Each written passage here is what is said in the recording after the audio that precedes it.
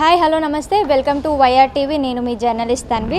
So ఈ రోజు నుంచి తెలంగాణలో కాంగ్రెస్ గవర్నమెంట్ సంబరాలు జరుపుకోబోతుంది.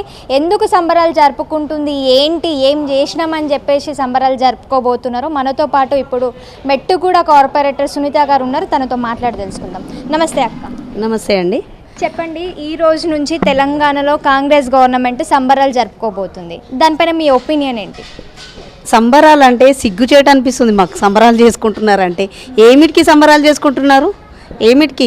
అంగన్వాడీ మన పిల్లలు చనిపోతుంటే సంబరాలు చేసుకుంటున్నారా? కనీసము సంబరాలు చేసుకుంటున్నారా? లేకపోతే పెన్షన్లు ఇస్తున్నారని సంబరాలు చేసుకుంటున్నారా? రైతు బీమా ఇస్తున్నారని సంబరాలు చేసుకుంటున్నారా? దేనికి సంబరాలు చేసుకుంటున్నారు?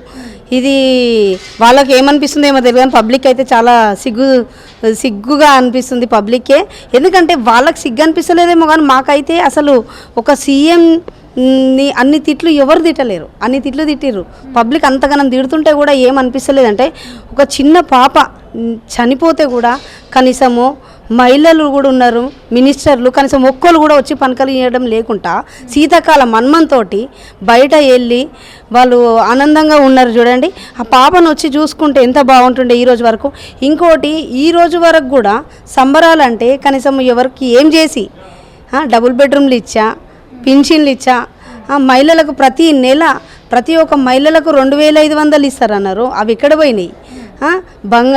ఇప్పుడు తులం బంగారం అన్నారు, అవి ఎక్కడ పోయినాయి? కళ్యాణ లక్ష్మిలో తులం బంగారం ఇస్తున్నామంటే మాకు మొన్న నుంచి చెక్స్ ఇస్తుంటే వాళ్ళు కార్యకర్తలను, కాంగ్రెస్ కార్యకర్తలను తరిమి కొడుతున్నారు. మాకే గలీజ్ అనిపిస్తుంది. ఇంతగానం తరిమి కొడుతుంటే మీకు సిగ్గు అనిపిస్తలేదా? ఇంకా సంబరాలు చేసుకోనికి ఏం సంబరాలు చేసుకుంటారు? సో పాలన ఎట్లా అనిపిస్తుంది అక్క? ఏడాది కావస్తుంది తెలంగాణలో గవర్నమెంట్ ఫామ్ అయ్యి, ఎట్లా అనిపిస్తుంది? ఏం పాలన అండి? ప్రజాపాలన అంటున్నారు. ప్రజాపాలన అంటే ఆఫీస్కి వెళ్తే ఇప్పుడు మన గ్యాస్లో 500 అంటున్నారు, వేయట్లేదు. ఇప్పుడు మళ్ళా రైతు బీమా అన్నారు, లేదు. కళ్యాణ లక్ష్మి కూడా అది ఎవరికంటే చేసిన వాళ్ళకు కూడా మనం వెళ్ళి తిరుగుతూనే వస్తున్నది. కానీ మన కేసీఆర్ దాంట్లో కొన్ని లక్షల కోట్ల మందికి కళ్యాణ లక్ష్మిలు ఇచ్చారు. ఏంటంటే ఇప్పుడు ఏమంటున్నారంటే వాళ్ళ కార్యకర్తలు, కాంగ్రెస్ కార్యకర్తలు వచ్చి చెక్ ఇచ్చేటప్పుడు మేము కళ్యాణ లక్ష్మి ఇస్తున్నాం కదా అంటే మేము కూడా ఇచ్చినాం, అవి కాదని అంటలేం. మీరు పెట్టుకునే ఏంటంటే మీ సార్ అప్పు చేసింది కదంటే, అప్పు చేసినట్టే మీరు రిజన్ ఇచ్చేసేయండి. మీకు చేతగానప్పుడు రిజన్ ఇచ్చేయమని సీఎంని. రిజన్ ఇస్తే మా పాలన ఏందో మేము 10 ఏళ్ళు ఇట్లా చేసినామో, 10 ఏళ్ళు కాకపోతే ఇంకా 50 ఏళ్ళు కూడా మేము అట్లనే చేస్తామని మేము హామీస్తున్నాము. మీరు రిజన్ ఇవ్వమని చెప్పండి మీ సీఎంని అని చెప్పినాము. సో ఇప్పటివరకు చాలా మంది ప్రజలను మీరు కూడా కలిసే ఉండొచ్చు.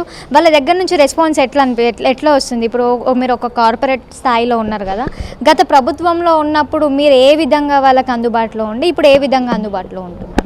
అంటే మేము అందుబాటులో ఎప్పటికుంటామండి. మా ప్రభుత్వం లేదని మేమేం అడ్డుకోలేము.